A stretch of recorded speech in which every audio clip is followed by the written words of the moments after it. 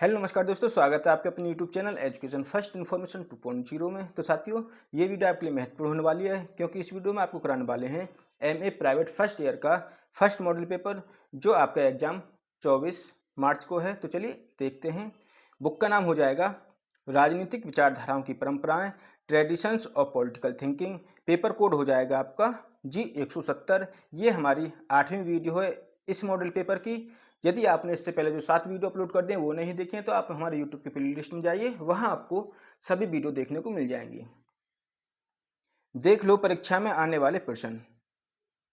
हम उन क्वेश्चनों को करा रहे हैं जो परीक्षा की दृष्टि से अति महत्वपूर्ण प्रश्न है। हम उन क्वेश्चनों को इस वीडियो में करा रहे हैं, यानी अपनी श्रृंखला में उन्हीं क्वेश्चनों को करा रहे हैं। यदि आपको सेम टू सेम देखने को नहीं मिलेंगे तो उससे मिलते जुलते आपको क्वेश्चन देखने को 100% मिलेंगे। तो चलिए स्टार्ट करते हैं।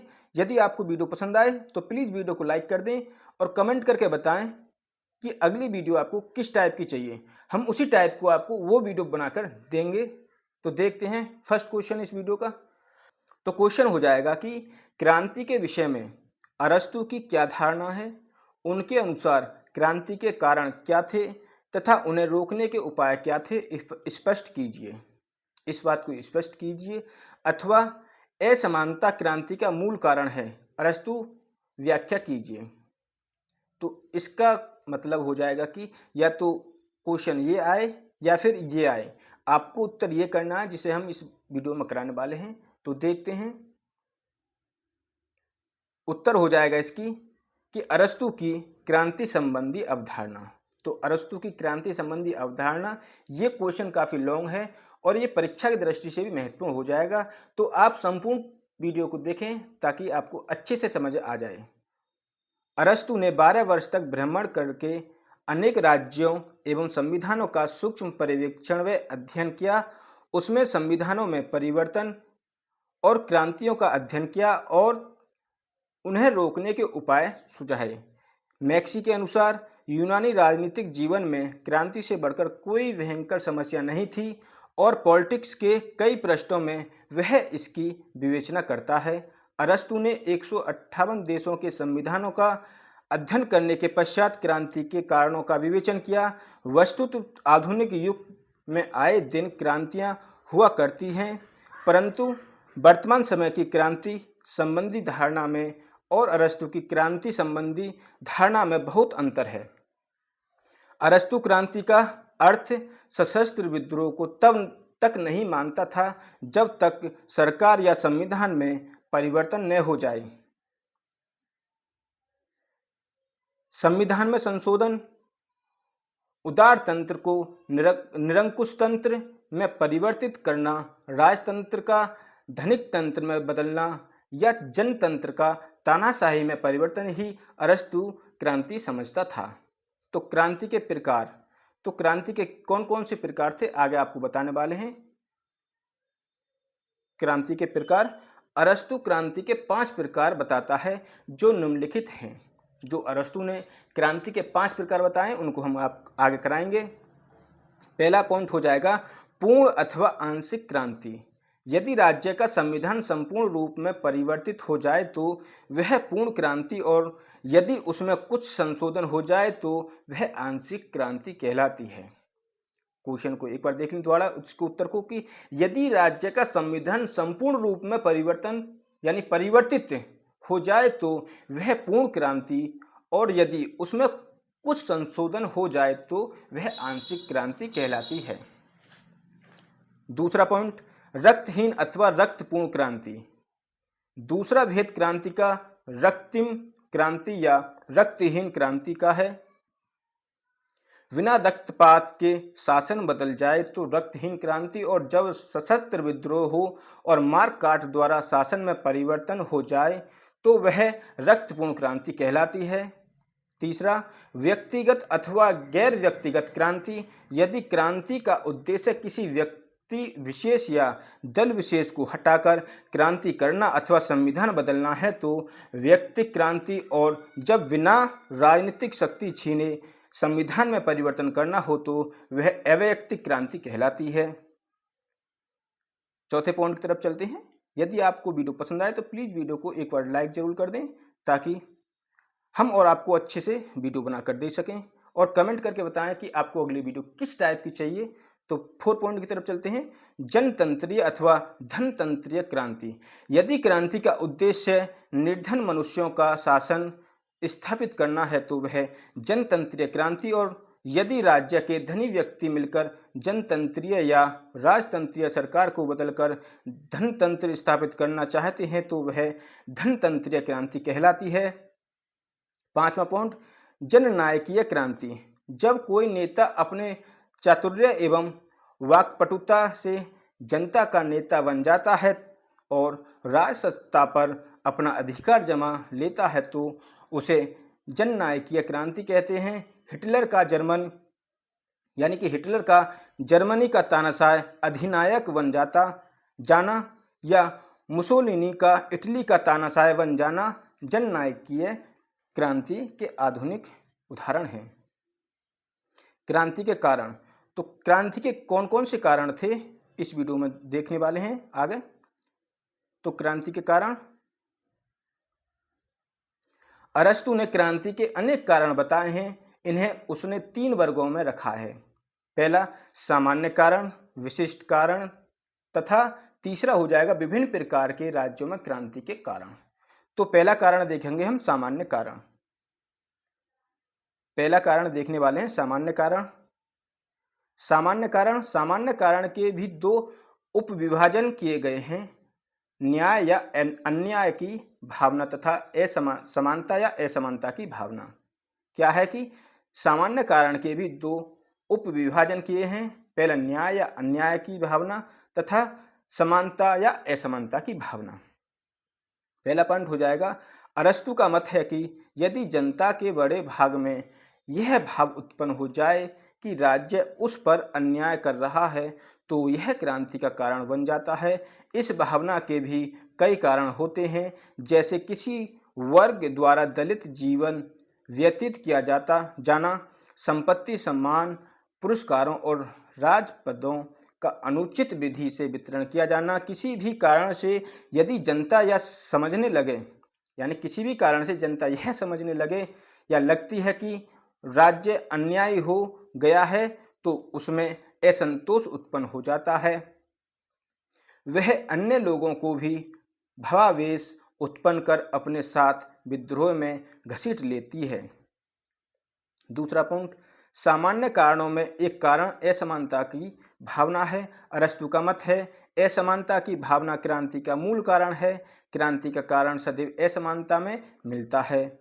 अरस्तु का मत है यह था कि सामान्य रूप से लोग यह मानते हैं कि मानव सब समान हैं, अतः उनमें संपत्ति, अधिकार, पदों आदि का वितरण भी समान होना चाहिए। जब वे देखते हैं कि उनकी संपत्ति इतनी नहीं है जितनी दूसरों के पास है तो उनमें असंतोष उत्पन्न हो जाता है। यह असंतोष जब पराकाष्ठा को पहुंच जाता है तो क्रांति हो जाती है। समानता एवं असमानता की भावना से कैसे क्रांति फैलती है, अरस्तु ने उसका उदाहरण भी दिया है। जैसे प्रजातंत्र में यह भावना प्रत्येक व्यक्ति के मन में होती है कि मनुष्य होने के कारण उनमें आर्थिक, सामाजिक और राजनीतिक समानता होनी चाहिए। अल्पतंत्र में यह भावना होती है कि श्रेष्ठ कुल और श्रेष्ठ गुणों के कारण व्यक्ति एक दूसरे से भिन्न होते हैं, अतः उनमें सभी बातों से भिन्नता होनी चाहिए। अरस्तु का मत है इसी प्रकार समानता और असमानता की भावना मस्तिष्क की योग्यता से उत्पन्न होती है। कुछ लोगों का मत है कि योग्यता में निर्धन संपत्तिशालियों से अधिक श्रेष्ठ है, परंतु उन्हें सुविधाएं इतनी नहीं मिलती जितनी कि संपत्तिशालियों को मिलती हैं। इससे भी असंतोष बढ़ता है और वह क्रांति को जन्म देता है। वारकर के अनुसार इस प्रकार छोटे छोटे मनुष्य बराबर होने के लिए और बराबर स्थिति वाले मनुष्य बड़े बनने के लिए विद्रोह बन जाते हैं। दूसरा पॉइंट हो जाएगा विशेष कारण। तो विशेष कारण कौन कौन से हैं उनको देखने वाले हैं। पॉलिटिक्स की 5वीं पुस्तक में क्रांति के निम्नलिखित विशिष्ट कारण दिए गए हैं। पहला, जब राज्य का शासक अथवा शासक वर्ग या शासन अधिकार से संपन्न व्यक्ति निरंकुश उदंड और लालची बन जाते हैं तो जनता विद्रोह कर उठती है। दूसरा, प्रत्येक व्यक्ति सम्मान पाकर हर्षित होता है और अपमान से दुखी होता है। कभी कभी शासक वर्ग कुछ लोगों को अधिक सम्मान देते हैं तथा कुछ का आकरण अपमान कर बैठते हैं। अपमान पाने वाले में उक्त दोनों बातें क्षोभ उत्पन्न कर देती हैं। यदि शासक वर्ग अपनी गलती नहीं सुधारता है तो क्रांति हो सकती है। अगला पॉइंट तीसरा, कभी कभी राज्य में दो वर्ग बन जाते हैं, एक शक्ति संपन्न और दूसरा शक्तिहीन। शक्तिशाली शक्तिहीनों का शोषण करने लगते हैं। धनतंत्र और राजतंत्र में बहुधा ऐसे वर्ग बन जाते हैं। निम्न वर्ग कष्ट, अपमान और अत्याचार सहते सहते ऊब उठता है और क्रांति कर बैठते हैं। चौथा पॉइंट, कभी कभी राज्य में भय उत्पन्न हो जाता है। कुछ लोग अपराधी मनोवृत्ति के होते हैं, वे दंड से भय खाते हैं। दंड से बचने के लिए वे क्रांति कर देते हैं। दूसरे कुछ व्यक्ति दुर्बल होते हैं और उन्हें अन्याय मिलने का भय होता है। इसके प्रतिकार के रूप में वे विद्रोह कर देते हैं। पांचवा, जब एक वर्ग या दल बहुत समय से सत्तारूढ़ रहता है तो विरोधी वर्ग या दल उससे घृणा करने लगता है। यह घृणा बढ़ते बढ़ते क्रांति का रूप लेती है। धनतंत्रीय सरकार बहुसंख्यक वर्ग को नागरिक अधिकार नहीं देती है। अल्पसंख्यक लोग अपने को शक्तिशाली बनाकर उनकी उपेक्षा करते हैं तो बहुसंख्यक वर्ग विद्रोह कर उठता है। जनतंत्र में विद्रोह तब होता है जब पूंजीपति वर्ग में धन का संग्रह बढ़ता चला जाता है और निर्धन जनता निरंतर और निर्धन होती रहती है या निर्धन होती जाती है। छठे पॉइंट की तरफ चलते हैं। छठा पॉइंट, विभिन्न विचारधाराएं भी जनता में अनेक गुट, दल और समूह बना देती हैं। इन गुटों तथा दलों में शक्ति बढ़ाने की होड़ लगती है। संयोगवश एक दल बहुत शक्ति संपन्न हो जाता है और राज सत्ता पर अधिकार कर अन्य दलों को कुचलने लगता है। इससे सत्तारूढ़ दल के विरुद्ध समस्त विरोधी दल एकजुट होकर क्रांति कर देते हैं। अरस्तु का यह विचार आधुनिक क्रांतियों पर भी लागू होता है।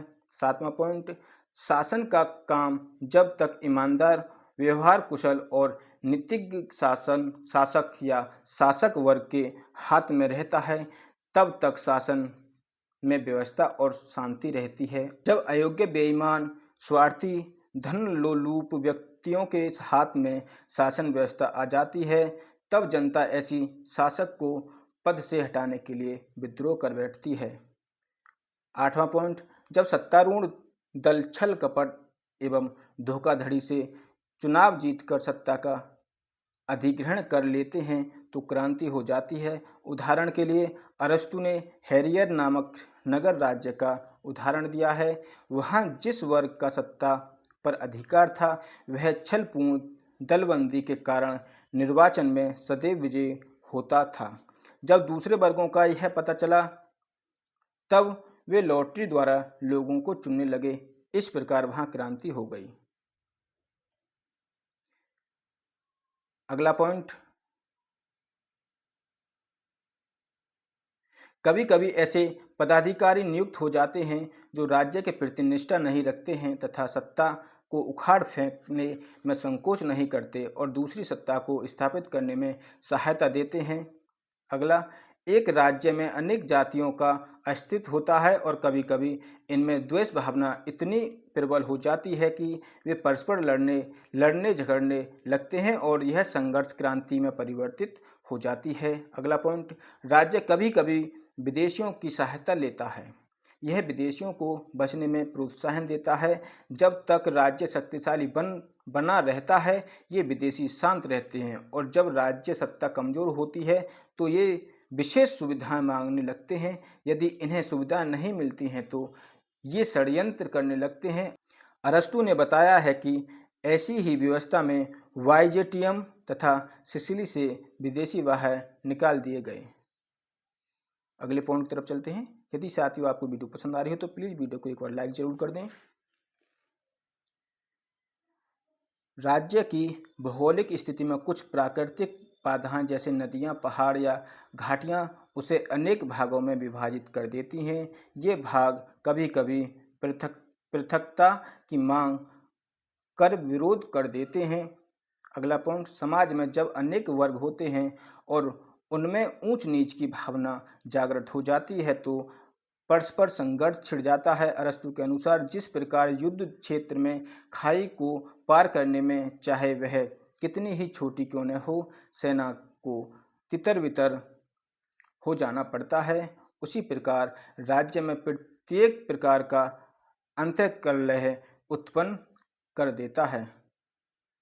अगला पॉइंट, निर्धन और धनी वर्ग में शक्ति संतुलन भी क्रांति का कारण होता है। इन दोनों में शक्ति का अंतर होना आवश्यक है। निर्धन या यदि दुर्बल है तो वह धनवानों से शत्रुता मोल लेना पसंद नहीं करेगा। अगला पॉइंट, मध्य वर्ग का समाज में बना रहना आवश्यक है। जब गरीब और अमीर का संघर्ष प्रारंभ होता है तो मध्य वर्ग ही उनमें समन्वय स्थापित करता है। इस वर्ग की अनुपस्थिति में यह संघर्ष टाला नहीं जा सकता है, अतः क्रांति होना आवश्यक हो जाती है। तीसरा पॉइंट की तरफ चलते हैं। अगला है, विभिन्न प्रकार के राज्यों में क्रांतियों के कारण। अरस्तु विशेष राज्यों में क्रांति के विशेष कारण बताता है। जैसे पहला पॉइंट, राजतंत्रों में क्रांति के कारण। राज्य का निरंकुश बनना और जनता पर घोर अत्याचार करना, उत्तराधिकारियों का सिंहासन पाने का प्रयत्न करना, राज परिवार के मुख्य सदस्यों में द्वेष, घृणा और विमर्शय भावना का उत्पन्न होना, राजा द्वारा किसी प्रतिष्ठित व्यक्ति का अपमान करना। दूसरा, कुलीन तंत्रों में क्रांति के कारण। शासक वर्ग द्वारा जनता का शोषण करना, शासक वर्ग का अन्याय के मार्ग को अपनाना, एक ही वंश का सत्ता पर अधिकार होना, किसी महत्वाकांक्षी व्यक्ति में शासक वर्ग के प्रति घृणा का उत्पन्न होना, अधिकारच्युत दल का पुनः सत्ता पाने का प्रयत्न करना, कुलीन तंत्र में नैतिक बल के स्थान पर जन के अधिकार पर अधिक बल दिया जाना एवं समाज के वर्गों में अत्यधिक असमानता का होना। ये इसका पॉइंट हो जाएगा। थोड़ी लैंग्वेज बहुत हार्ड दे रखी है इस पेपर की। तीसरा पॉइंट, धन तंत्र में क्रांति के कारण। शासक वर्ग का निरंकुश एवं अत्याचारी होना, शासक वर्ग के सदस्यों में परस्पर झगड़े और प्रतिद्वंद्विता, शासक वर्ग के किसी महत्वाकांक्षी सदस्य द्वारा षड्यंत्र रचना, शासक वर्ग के सदस्यों की संख्या में कमी किया जाना और निष्कासित मनुष्यों का क्रुद्ध होना, शासक वर्ग द्वारा किसी धनी व्यक्ति या व्यक्तियों का अपमान करना, शासक वर्ग का राज्य से प्राप्त लाभों का केवल अपने लिए सुरक्षित रखे जाना, संपत्ति के मूल में असाधारण वृद्धि होना जिसके परिणाम स्वरूप धनिक वर्ग का विस्तार होना तथा युद्ध में नियुक्त किए जाने वाले सेनापति द्वारा सत्ता को हथियाने का प्रयत्न करना। अगला पॉइंट,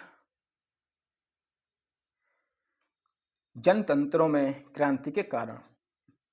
जनतंत्र में जनसाधारण के शासकों के समान सद्गुणी समझा जाना, शासक वर्ग द्वारा कानून के स्थान पर जनसाधारण को सर्वोच्च स्थान दिया जाना, लोक नेताओं की संख्या में वृद्धि होना, लोक नेताओं द्वारा धनिकों की अपेक्षा करना और निर्धनों को अधिक महत्व दिया जाना, शक्तिशाली राजनीतिज्ञों के हाथ में सैन्य शक्ति आ जाना, धनिक वर्ग का लोकतंत्रीय नेताओं के विरुद्ध शक्तिशाली संगठन बना लेना, जननायकों द्वारा सदाचार और सिद्धांत के विरुद्ध कार्य किया जाना, जननायकों द्वारा सत्य और असत्य का सहारा लेकर जनता को भड़काना तथा भाषणों द्वारा उत्तेजित किया जाना। यह आपका अगला पॉइंट हो गया। अब पॉइंट आया कि क्रांतियों को रोकने के उपाय क्या क्या हैं। जब क्रांतियां होती हैं तो उनके रोकने के उपाय होते हैं। तो ये जो अंडरलाइन, इसको आप ब्लैक डॉट से इस टाइप से लिखें ताकि जो आपके एग्जाम की कॉपी चेक करें जो टीचर हैं आपकी इन हेडिंगों से ही अच्छे नंबर आएंगे।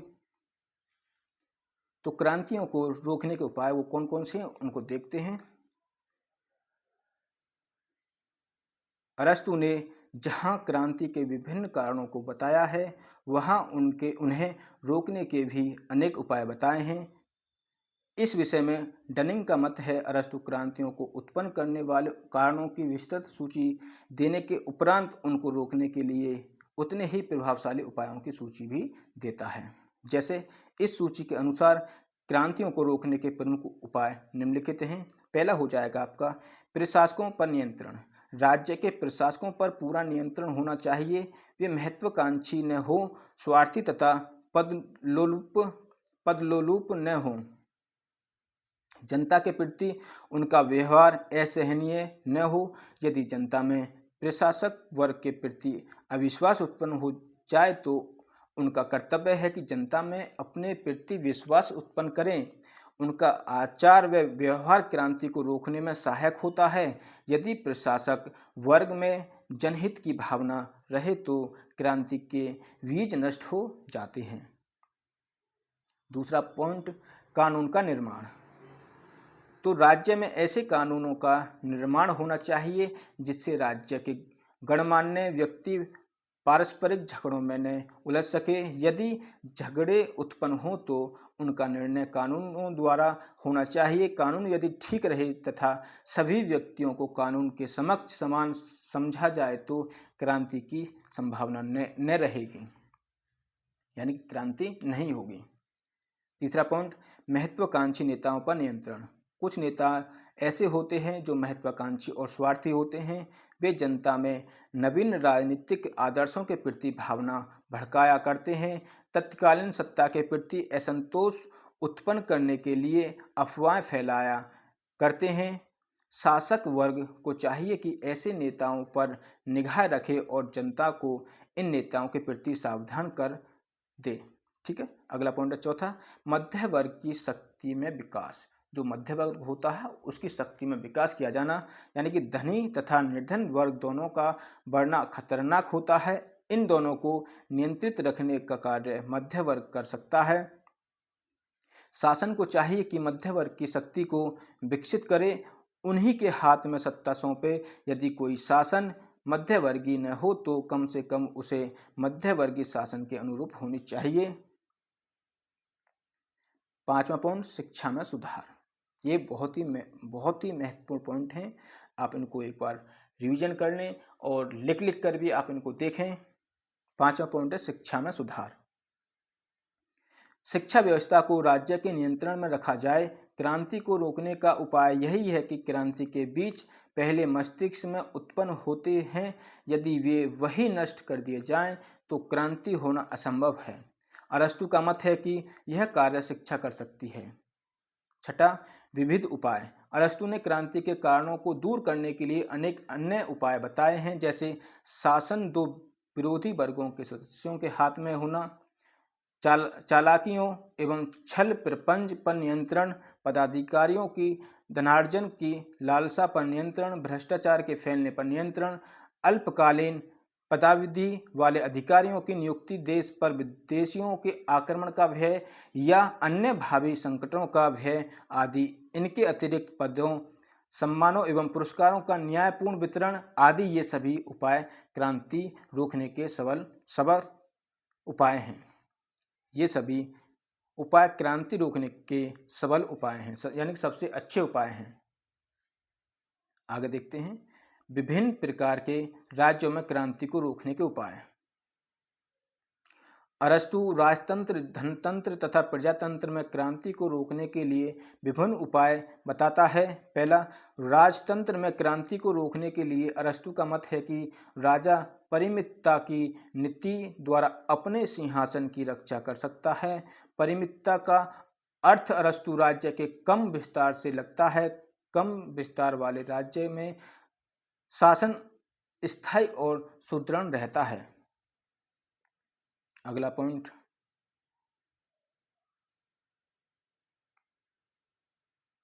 जनतंत्रीय व्यवस्था में यदि शासन सत्ता योग्य, निस्वार्थी देशभक्त और कुशल शासकों के हाथ में रहती है तो विद्रोह और अशांति की कम संभावना रहेगी। सम्मान, स्वतंत्रता और भाईचारे की भावना में संतुलन बनाए रखना आवश्यक है। जनतंत्र में आस्था न रखने वालों पर कड़ी निगाह रखनी चाहिए। यदि वे शांत न रहे तो उन्हें निष्कासित कर देना चाहिए। पदों का वितरण योग्यता के आधार पर हो, धन कुछ हाथों में एकत्रित होकर न रह जाए और समाज में अधिक विषमता न बढ़ जाए, इसका सदैव ध्यान रखना चाहिए। तीसरा पॉइंट, धनतंत्र में क्रांति निर्धन लोग करते हैं अतः उनकी शक्ति बढ़ न पाए, इसका ध्यान रखना चाहिए। निर्धनों को पद दिए जाएं और उन्हें अच्छा वेतन या पुरस्कार मिलता रहे। धनी व्यक्तियों को निर्धनों को अपमानित करने से रोका जाए। अपराधी को दंड दिया जाए ताकि निर्धनों में असंतोष उत्पन्न न हो। धनिकों को अपना एक ही उत्तराधिकारी चुनने का अधिकार दिया जाए जिससे उनकी संख्या न बढ़े। धनतंत्र में संपत्ति का मूल्यांकन प्रतिवर्ष होना चाहिए। मूल्य यदि बढ़ जाए तो मतदान की योग्यता में भी वृद्धि कर देनी चाहिए जिससे मतदाताओं की संख्या में परिवर्तन न हो। आगे देखते हैं।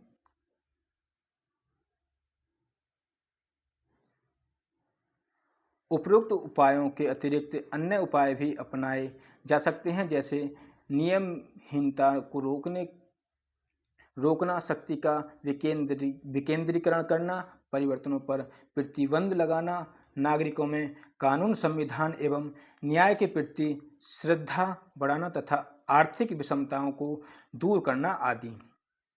अरस्तु ने क्रांतियों का विस्तार से वर्णन किया है। वह क्रांति के कारण और निवारण दोनों पर सूक्ष्म दृष्टि से प्रकाश डालता है।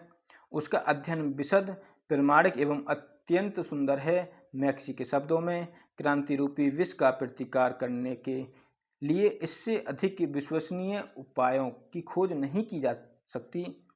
वस्तुतः पॉलिटिक्स के वे पृष्ठ जो क्रांति की समस्या का विवेचन करते हैं वे भविष्य के राजनेताओं के लिए समस्त युगों में मार्ग निर्देशिका का कार्य करेंगे। तो ये आज का आपका बहुत ही इम्पोर्टेंट क्वेश्चन हो जाएगा। यदि आपको वीडियो पसंद आई हो तो प्लीज़ वीडियो को लाइक करके अपने फ्रेंडों को शेयर कर दें ताकि ऐसे वीडियो आपको मिलती रहें। अगला जो हमारा चैप्टर है Roman Cicero Saint Thomas Aquinas, इसकी वीडियो हम हो सकता है आज रात तक इसको कंप्लीट कर दें। तो चलिए यहीं तक। प्लीज़ यदि आपको वीडियो पसंद आई हो तो वीडियो को लाइक करके अपने फ्रेंडों को शेयर कर दें। धन्यवाद। जय हिंद साथियों।